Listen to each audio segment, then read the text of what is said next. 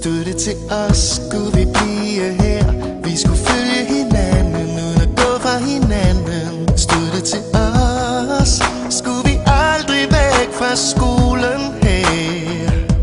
Men nu er det slut, nogen vil på gymnasiet, andre læser til lærer, eller det der er bager. Ja, nu er det tid til at vi skal stå på egne ben.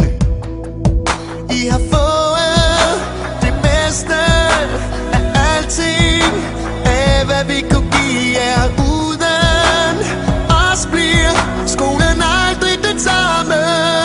Men det der gør mest ondt, er at det slutter her, at vi nu skal kende jer, men nogen der ikke er os. Ja, det der gør mest ondt, det der gør mest ondt, er at vi nu skal lære, hvor svært det kan være at være lærer for nogen der ikke er os. Og tanken om det er surt for jer, er det der gør mest ondt.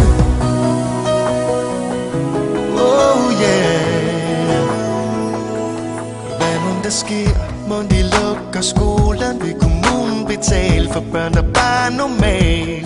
Hvordan skal det gå, når nu I aldrig mere skal give 10 og 12?